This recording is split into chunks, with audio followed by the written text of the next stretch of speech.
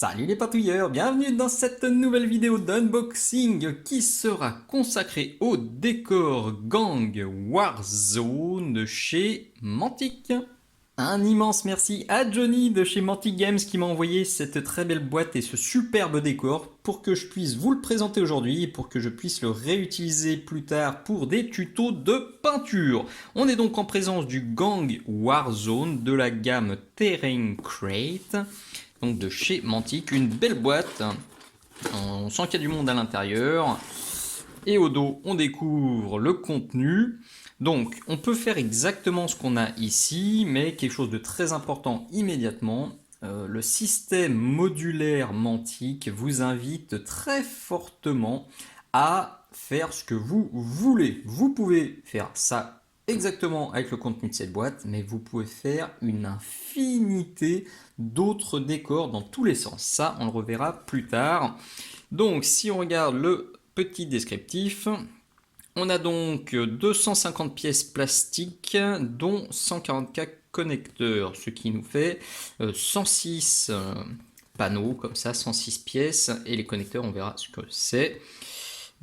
Qui se combine pour créer ce Gang Warzone. Utilisez les pièces modulaires pour construire vos propres décors et combinez-les avec d'autres sets pour des créations encore plus grandes. Oui, parce que c'est le deuxième point important qu'il faut dire tout de suite.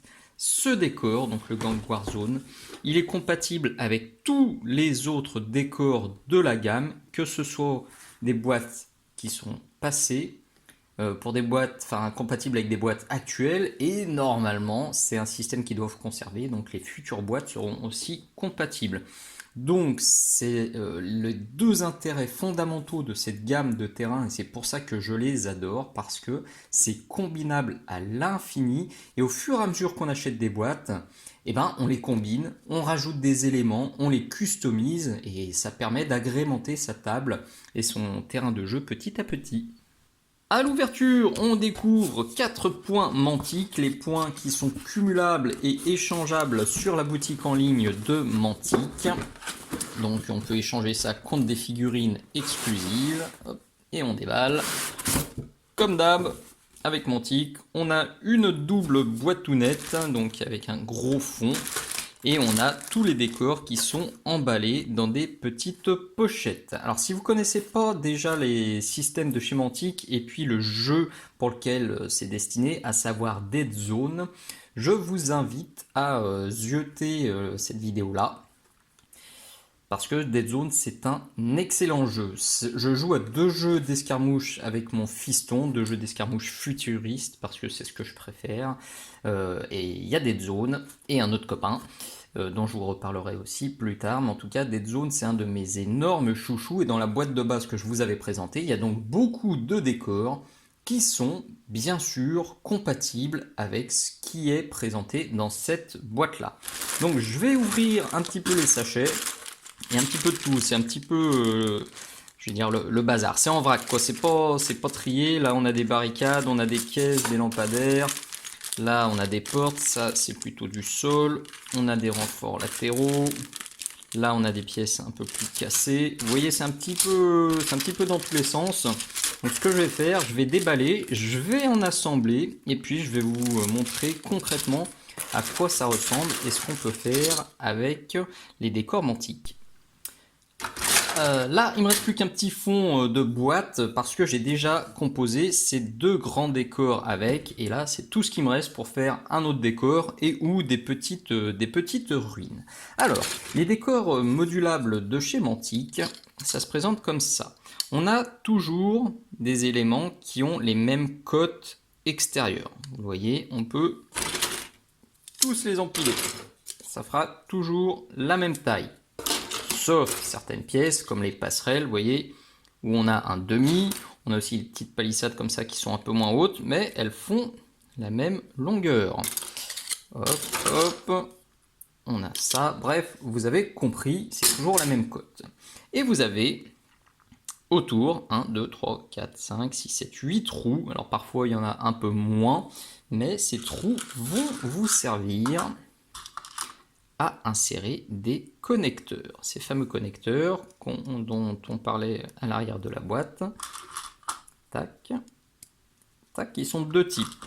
Dans cette boîte en tout cas, j'en ai déjà vu d'autres types, mais dans cette boîte, c'est en L ou en long. Pour les L, c'est archi simple, ça vous permet, voilà, ultra facile de mettre ça. Et pour ceux qui sont en long, ça peut permettre, vous voyez là, si on veut rajouter un élément au-dessus, par exemple un élément en ruine, on fait tac, je pense que c'est flou, j'ose même pas regarder, et oui c'est flou, et voilà. Donc c'est simplissime, c'est très très simple à assembler. Personnellement, j'assemble et je colle tout à la colle plastique pour que ça bouge plus du tout. Parce que voilà, mes décors, une fois que j'ai fait mon assemblage, une fois que j'ai modulé à l'assemblage, j'ai pas envie de les redémonter à l'infini, même si certains le font. J'en ai même vu certains sur le groupe Dead Zone Fanatics qui utilisent des aimants, qui mettent des petits aimants sur ces emplacements-là pour vraiment pouvoir démonter et remonter leur décor à l'infini. Moi, je fais tout à la colle plastique et je suis tranquille. Une fois qu'on a fait ça, alors vous pouvez aussi faire, vous voyez, des petites barricades, des petites palissades comme ça, et vous avez aussi, en plus dans la boîte, des petits barils et des petits tonneaux futuristes comme ça qui font des très bons occultants pour votre table de jeu. Les petits lampadaires que je vous ai montré aussi tout à l'heure, ils sont cool parce qu'ils servent de connecteur. J'en ai mis un ici, donc ça sert de connexion entre les deux pièces et en plus ça permet de donner du volume à votre décor. Alors vous allez me dire, mais pourquoi ils font tous la même taille ces décors, pourquoi c'est à chaque fois la même cote? Et bien je vais vous montrer ça tout de suite. Et ben c'est pour que ça colle parfaitement au tapis de jeu Dead Zone, donc que vous avez déjà vu dans l'ouverture de la boîte de base. D'ailleurs j'ai oublié de le dire, mais maintenant Dead Zone existe en français. Donc je vous invite très fortement à vous intéresser à ce jeu d'escarmouche futuriste parce qu'il est excellent. Et un des systèmes que je préfère, un des trucs qui me font adorer ce jeu et y jouer fréquemment avec mon fils, c'est que c'est un jeu qui se joue pas sur des cases, mais dans des cubes. C'est-à-dire que le personnage qui est là, il est dans le cube qui fait toute la taille donc, du module. On imagine, là, il y a un module qui serait transparent. C'est-à-dire que là, la figurine est dans un cube. Là, elle est dans le cube qui est au deuxième étage. Là, elle est dans le cube qui est au troisième étage. Ça facilite énormément les déplacements, ça facilite la gestion des lignes de vue, ça facilite la mesure des portées, des distances de charge, de trucs comme ça. C'est un des points forts clairement de Dead Zone et c'est pour ça que j'y joue volontiers avec mon fils parce que c'est beaucoup plus facile de se déplacer comme ça dans les cubes que de devoir sortir un mètre ruban. Et c'est aussi pour moi le système le plus simple pour gérer les volumes, pour gérer les hauteurs. C'est-à-dire qu'il y a d'autres jeux qui permettent bien sûr d'escalader, de monter sur des murs, de monter sur des échelles, des trucs comme ça. Parfois c'est un peu contraignant parce qu'il faut mesurer. Et même si potentiellement on aurait la possibilité de se déplacer, eh ben, il faut prendre un malus parce qu'il faut escalader, ou il faut remesurer, ou la distance est diminuée, etc. C'est tous des trucs qui peuvent alourdir le jeu, surtout pour un joueur casu comme moi ou pour mon fiston qui a que 7 ans. Et c'est pour ça que là, ce système de déplacement en cube, je trouve ça absolument parfait pour notre style de jeu. Donc vous l'avez compris, les petits cubes qui sont vendus dans ce gang Warzone, ben, ça fit parfaitement avec les cubes du tapis.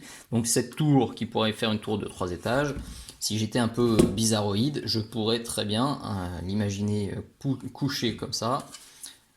C'est complètement débile, hein, mais simplement vous pouvez imaginer des décors qui vont dans plusieurs sens, que vous pouvez mettre soit à la verticale, soit à l'horizontale. Tout est possible.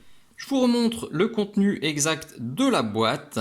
Donc vous pouvez faire soit ça, vous l'avez bien compris, vous pouvez parfaitement faire autre chose.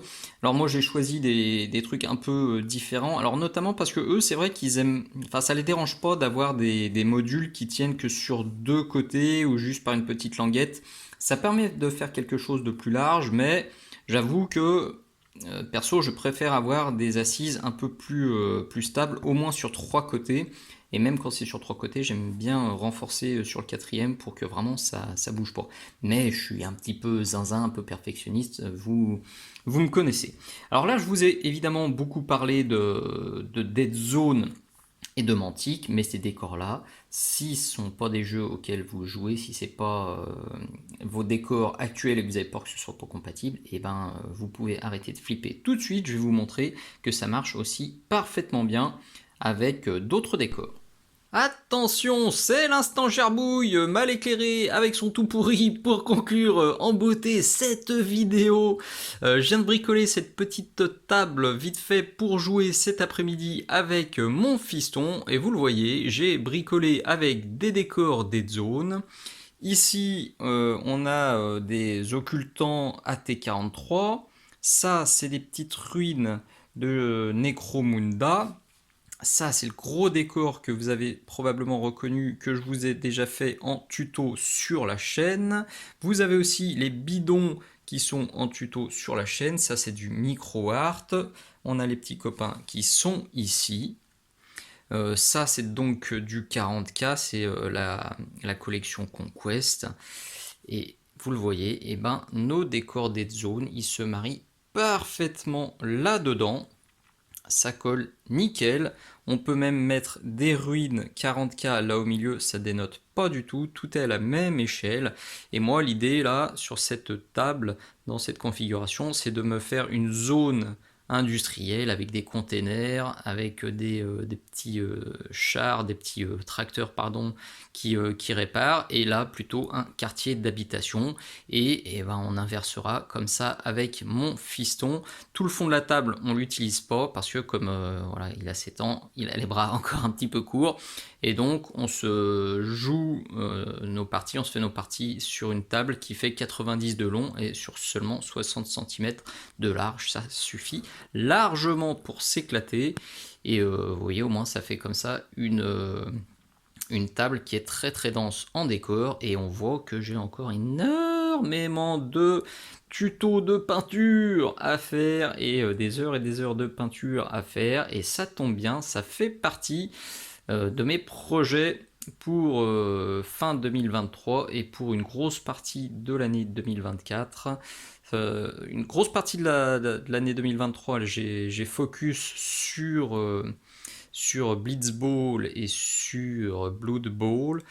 Là, dans les prochains mois, je vais rebasculer sur de l'escarmouche futuriste et sur de la peinture de décor. Voilà, j'espère que cette nouvelle vidéo vous aura plu, qu'elle vous aura donné envie de vous pencher sur les excellents décors de chez Mantic Games. Ces décors modulables qui, à ma connaissance, n'ont pas d'équivalent, n'ont pas vraiment de concurrent. Et perso, je les trouve absolument géniaux. Alors attention, à l'heure où je tourne cette vidéo, petit bémol, ils sont pas faciles à trouver en France. Moi, je les prends directement sur le site anglais de chez Mantic Games.